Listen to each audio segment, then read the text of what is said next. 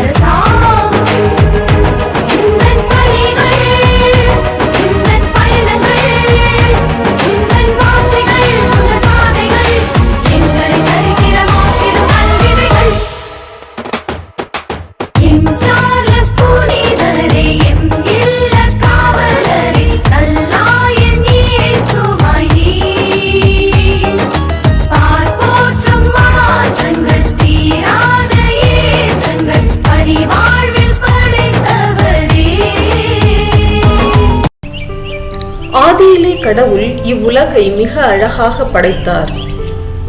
படைப்பின் உன்னத படைப்பாக மனிதனை கண்டார்.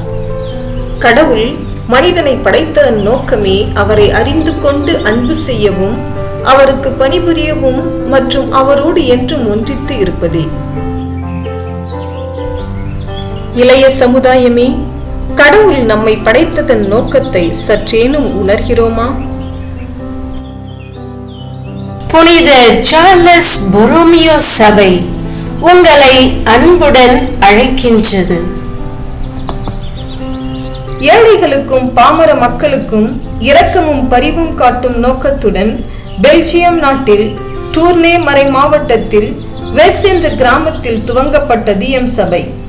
இரக்க குணம் படைத்த வெஸ் நகரின் பங்குத்தந்தை ஏட்ரன் பிரேசி தம் பங்கு தளத்தில் போரின் விளைவால் பாதிக்கப்பட்ட பெண்கள், குழந்தைகள், ஆதரவற்றோர் ஆகியோருக்கு உதவிட உதித்த நல் எண்ணம் தான் எம் சபை துவங்க காரணம். தந்தை ஏட்ரியன் பிரேசி அவர்களின் எண்ண அலைகளை செயலாக்க, துணிகரமிக்க துடிப்பான செயலை ஏற்று பணிபுரிய 5 வீர பெண்மணிகள் முன்வந்தனர். பெல்ஜியம் சரித்திரத்தில் குறிப்பிட்டுள்ளபடி வெஸ் நகரம் 17ஆம் நூற்றாண்டின் பிற்பகுதியில் இந்நகரமே புனித சார்லஸ் சபை அருட்சகோதரிகளின் நற்செயல்களால் புகழ்பெற்றது. எம் அருட்சகோதரிகள் தங்களின் அர்ப்பண வாழ்வால் இலவச கல்வியும், மனநிலை பாதிக்கப்பட்ட பெண்களுக்கு வாழ்வளிக்க துவங்கப்பட்டதுதான் எம் சபை. அக்காலத்தில் பல துறவற சபைகள் நிராகரிக்கப்பட்டிருந்தாலும் எம் சபையில் 20 சகோதரிகள் மட்டுமே இருந்த போதிலும் திருச்சபையும் அரசாங்கமும் எம் அருட்சகோதரிகளின் இரக்கமுள்ள சேவையை அங்கீகரித்தனர். 1684ஆம் ஆண்டில் தாய் திருச்சபை புனித சார்லஸ் பொரோமியோவின் இறந்த நூற்றாண்டை வெகு விமரிசையாக கொண்டாடியது. சார்லஸ் பொரோமியோ கிறிஸ்தவ கல்வியின் பணியாளர் என்றும் துறவற வாழ்வின் நெறிகளுக்கு வழிகாட்டி என்றும் கூறப்படுபவர். இந்த இரு குணங்களும் தந்தை ஏட்ரியன் பிரசி அவர்களுக்கு பிடித்தமானவைகள் என்பதால் தாம் துவங்கிய சபையின் பாதுகாவலராக புனித சார்லஸ் பொரோமியோ அவர்களை ஏற்றுக்கொண்டனர். 1684 ஆண்டு செப்டம்பர் 27 எம் சபை அதிகாரப்பூர்வமாக தோற்றுவிக்கப்பட்டது. மதர் ஜோஸ்பின் அலாட் அவர்கள் இறைவனால் தூண்டப்பட்டு 11ஆம் பத்திநாதர் அவர்களின் ஆணைக்கு இணங்கி இந்திய மண்ணில் 1929 ஆண்டு 4 அருட்சகோதரிகளின் உதவியோடு தென் இந்தியாவில் உள்ள ராணிப்பேட்டையில் தடம் பதித்தனர். இவர்கள் பெண்களுக்காக கல்வி, மக்களுக்காக மருத்துவம் மற்றும் அநாதை இல்லத்தையும் நிறுவி தங்களது விசுவாசத்தினாலும் கடின உழைப்பாலும் தியாக வாழ்வாலும் இரக்கத்தின் பணியினாலும் பலரின் வாழ்வை கவர்ந்தனர். இறைவன் எம் சபையை கடந்த 3 நூற்றாண்டுகளாக வழிநடத்திய விதத்தை எண்ணும் பொழுது இறைவன் எவ்வளவு பெரியவர், மகத்தானவர் என்று வியக்க வைக்கின்றது. சிறு விதையாக முளைத்த எம் சபை இன்று வேரூன்றி Belgium, Italy, Poland, Argentina, Mexico, Tanzania, Uganda, Switzerland, India போன்ற பல நாடுகளில் பணியாற்றி வருகின்றனர் எம் அருட் சகோதரிகள்.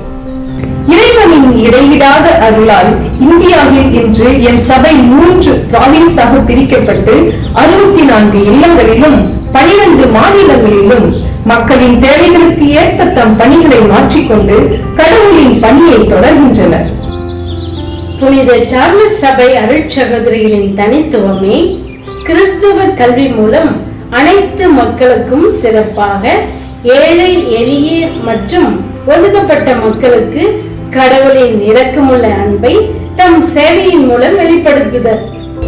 என் இளைய சமுதாயமே, கடவுள் கொடுத்த இலவச கொடைதானே நீ? இலவசமாக பெற்றதை இலவசமாக கொடுக்க வேண்டாமா? இன்றைய தலைமுறையினராகிய நாம் எதை நோக்கி ஓடிக்கொண்டிருக்கின்றோம்? இறைவனை விட புகழையும் பொருளாதார முன்னேற்றத்தையும் அல்லவா? நல்ல வேலை, அதிக சம்பளம், சொத்துக்கள் என வாழ்க்கையை பற்றிய நோக்கமே பணம் அதிகமாக சம்பாதிக்க வேண்டும் என்பதாக மாறியுள்ளது. சிலர் மற்றவர்கள் பாராட்டுவதற்காகவே சமூக ஊடகங்களில் அதிக நேரம் செலவிட்டு லைக்குகளுக்கும் கமெண்ட்டுகளுக்கும் அடிமையாகிவிட்டார்கள். போதைப் பொருட்கள், வீணான பொழுதுபோக்கு, ஒழுக்கமற்ற உறவுகள் என உலக இன்பங்களுக்கு அடிமையாகி உண்மையான உறவுகளின் நம்பிக்கையை இழந்து நவீன உலகை தேடி அலைகின்றனர். இன்றைய இளைய சமுதாயம் இவ்வுலக லட்சியங்களை நோக்கி ஓடிக்கொண்டிருக்கும் பொழுது நீ ஏன் சற்று மாற்றி யோசிக்க கூடாது?